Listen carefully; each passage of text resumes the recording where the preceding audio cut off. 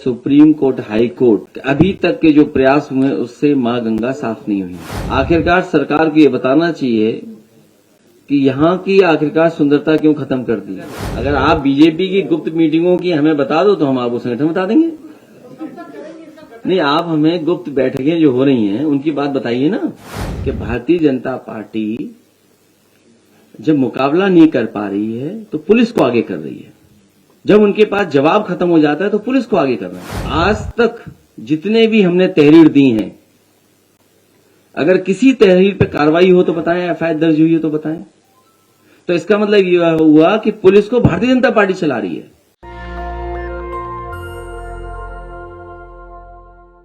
आज राष्ट्रीय युवा दिवस पूरा देश मना रहा है। स्वामी विवेकानंद जी को याद करते हुए विवेकानंद जयंती की बहुत बहुत बधाई और शुभकामनाएं देता हूं। साथ ही मैं आदरणीय उदय प्रताप सिंह जी और दीपक कवि जी को धन्यवाद और बधाई दूंगा कि आज के दिन जहां आपने एक अच्छा काम कर करके नेताजी के काम, समाजवादी आंदोलन, नेताजी का संघर्ष, और आज ही के दिन आपने तय किया कि जहां विवेकानंद जयंती है वहीं नेताजी के नाम से भी आपने एक कैलेंडर निकालने का काम किया है। इस कैलेंडर में हर महीने में कहीं न कहीं समाजवादी लोगों के और समाजवादी चिंतन दिखाई दे रहा है। जहां से शुरुआत हुई है, धरती पुत्र और नेताजी का नाम है, वहां सबसे पहले हमारी पार्टी का झंडा गीत जो आदरणीय उदय प्रताप सिंह ने लिखा था वो दिखाई दे रहा है। और आज जयंती के दिन हम ये भी संकल्प लें कि जो रास्ता दिखाया था स्वामी विवेकानंद जी ने, उस रास्ते पे चल करके ही समाज और देश का भला हो सकता है। नकारात्मक राजनीति खत्म हो, समाज में जो भेदभाव है, कभी जात के आधार पर, धर्म के आधार पर, उसको दूर कर करके, और साथ ही साथ अंधविश्वास कैसे खत्म हो, और जो हमारे समाज की बुराइयां हैं वो कैसे खत्म हो, उस दिशा में लगातार हम लोग आगे बढ़ते रहें, तभी हमारा समाज और देश आगे तरक्की खुशहाली पे जाएगा।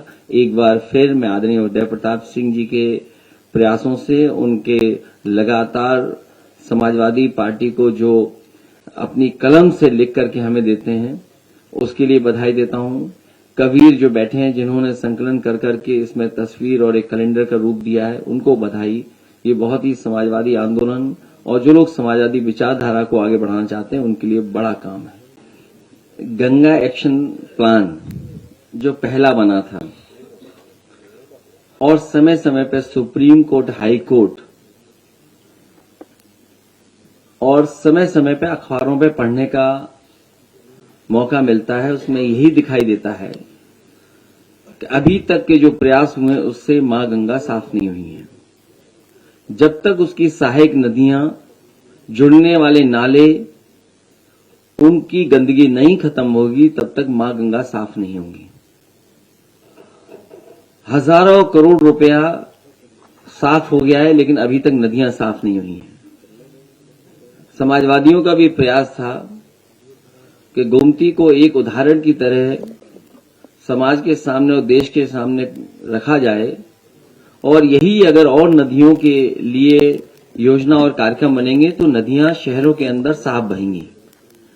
हमारे जितने भी शहर बसे हैं वो नदियों के किनारे बस गए, और जब बसे थे तब नाले और कोई सीवेज का ट्रीटमेंट का इंतजाम नहीं था, जिसके कारण सीधा सीधा जो कुछ है शहर का गंदा पानी, गंदगी सब नदियों में जा रही है। तो ये प्रयास समाजवादी सरकार में हुआ था, वही रास्ता है नदियों को साफ करने का।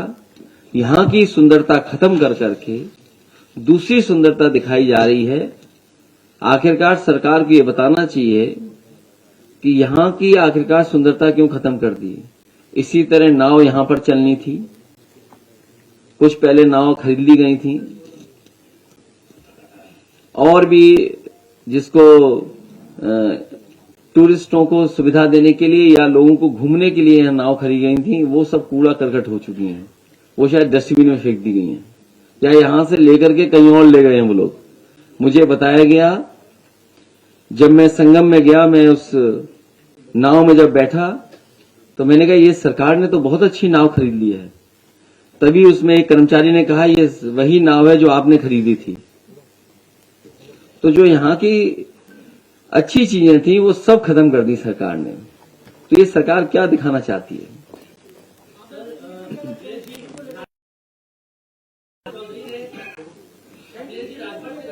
ये आपके लिए मुद्दा हो सकता है, ये हमारे लिए मुद्दा नहीं है।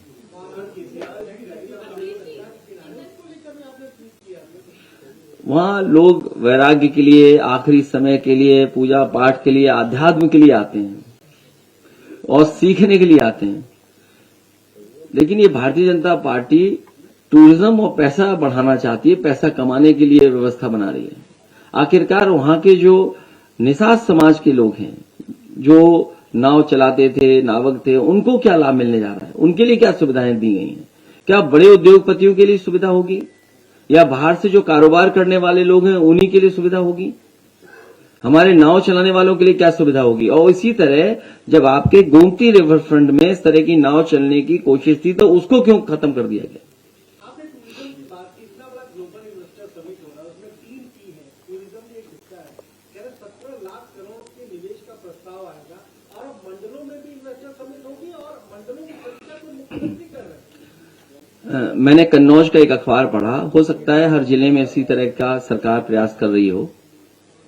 जो वहां के कारोबारी ने अपने हिसाब से जो काम शुरू किए, कोल्ड स्टोर बनाया या कोई और रोजगार या कारोबार किया, उसका भी इन्वेस्टमेंट में पार्ट बना दिया।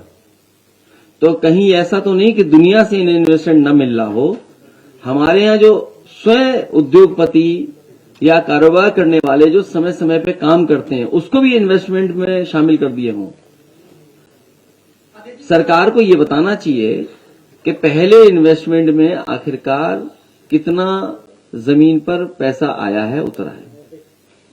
इसलिए मैं एक बार फिर, क्योंकि और जाने क्या क्या पूछोगे, अभी इन्वेस्टमेंट मीट पे मैंने कहा है कि सरकार जहां इन्वेस्टमेंट की बात कर रही है वहीं सरकार को यह भी बताना चाहिए कि पहले एमओयू हुए थे उसको कितना जमीन पर उतारा और किस इंडस्ट्रियल पॉलिसी के तहत ये क्या इंसेंटिव देकर के आप उद्योग ला रहे हैं। जब आपके पुराने एमओयू जमीन पर नहीं उतरे हैं तो नए एमओयू जमीन पर कैसे उतरेंगे? और फिर नया इंसेंटिव क्या दे रहे हो आप? ये केवल चुनाव की तैयारी है, जनता को धोखा दे रहे हैं। और जब लाखों करोड़ का इन्वेस्टमेंट बता रहे हैं तो ये बताएं कि इतने इन्वेस्टमेंट के आने से कितना रोजगार सृजन होगा। आखिरकार रोजगार सृजन कितना होने जा रहा है? और पहले जो घोषणा पत्र में लिखा था करोड़ों रोजगार नौकरी, उसका क्या हुआ? इसलिए आप भी कंफ्यूज मत होइए, आपको बहुत अच्छा पैकेज मिलेगा, बहुत अच्छी चमक धमक दिखाइए, जमीन पे कुछ नहीं उतरेगा। आपको इस बात की क्यों चिंता है? नहीं, अगर आप बीजेपी की गुप्त मीटिंगों की हमें बता दो तो हम आपको संगठन बता देंगे। नहीं, आप हमें गुप्त बैठकें जो हो रही हैं उनकी बात बताइए ना। नहीं, आपको इससे क्या लेना देना? आप बहुत जल्दी बन जाएगा, शुभ दिनों में बनेगा। आज शुभ दिन है क्या? अच्छा, शुभ दिन आने दो भाई। आप ही कहते हो कि शुभ दिन में काम किया करो। अच्छा, आप ही ने कहा कि शुभ दिन में ही काम करना। आप में से कुछ साथी हमसे मिले, उन्होंने कहा कि अगली बार शुभ दिनों में ही काम करना, तो अब उसी का इंतजार कर रहे हैं। नहीं, वो अलग अलग जगह से पूछोगे तो अलग अलग तरीका बताते हैं। तो जिनसे हमने पूछा उन्होंने एक तारीख बताई है, उस दिन आपका पूरा संगठन तैयार मिलेगा, उस दिन से बनने लगेगा। लेकिन सवाल ये नहीं है, सवाल ये है कि भारतीय जनता पार्टी जब मुकाबला नहीं कर पा रही है तो पुलिस को आगे कर रही है। जब उनके पास जवाब खत्म हो जाता है तो पुलिस को आगे कर रहे हैं। सवाल ये है, सवाल भाषा का नहीं है। आज तक जितने भी हमने तहरीर दी हैं, अगर किसी तहरीर पे कार्रवाई हो तो बताएं, एफआईआर दर्ज हुई हो तो बताएं। तो इसका मतलब यह हुआ कि पुलिस को भारतीय जनता पार्टी चला रही है। उनकी भाषा क्या है? इसीलिए मैंने हिंदी दिवस के दिन कहा कि भारतीय जनता पार्टी को और उनके लोगों को अपनी भाषा ठीक तरीके से लिखना चाहिए, सभ्य भाषा का इस्तेमाल करना चाहिए। और ये रणनीति है उनकी, ये कोई वो नहीं है, रणनीति है उनकी क्या किसको आगे करना है, किसकी जात से लाभ उठवाना है, जवाब किस जाति के व्यक्ति से दिलवाना है। तो ये उनका जाति की आधार पे सोच है। आप नहीं समझते इन बातों को, हम लोग समझते हैं इन बातों को, और समझते आप भी हो। ये हमारा पत्रकार साथी क्यों सवाल पूछ रहा है, जिस नेता का कोई नाम ही नहीं बचा, कुछ है ही नहीं। अब जो भी हो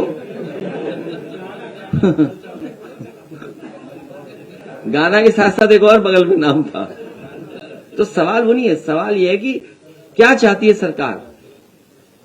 ये पिछड़ों को बांटना चाहती है, जात के आधार पर काम करती है। इनके पास जवाब नहीं है, इसलिए बहुत जल्दी आप पार्टी का कार्यक्रम भी देखोगे और जो आपने कहा संगठन, वो भी तैयार मिलेगा। इसलिए मैं एक बार फिर दीपक कवि जी को बहुत बधाई देता हूं। उन्होंने प्रयास कर करके एक बहुत ही अच्छा कैलेंडर तैयार किया है, जिसमें बहुत सारी समाजवादी आंदोलन की जानकारी है, नेताजी की तस्वीरें हैं, नेताजी के बारे में गाना, पार्टी का गाना, उनके बारे में संघर्ष, और जितना कुछ इसमें साहित्य का लिखा गया है, समाजवादी आंदोलन के बारे में लिखा गया है, मैं आदरणीय उदय प्रताप सिंह जी को उसके लिए बहुत बहुत धन्यवाद देता हूं। आज का दिन जब आपने तय किया, उसके लिए बहुत बहुत बधाई। नेशनल दस्तक की आपसे गुजारिश है कि अगर इसको बचाना चाहते हैं तो नेशनल दस्तक को सब्सक्राइब करने के लिए रेड कलर के सब्सक्राइब बटन को दबाएं, फिर बेल आइकन की घंटी दबाएं। नेशनल दस्तक को बचाने के लिए बहुत जरूरी है कि हर खबर को शेयर करें, लाइक करें, कमेंट जरूर करें।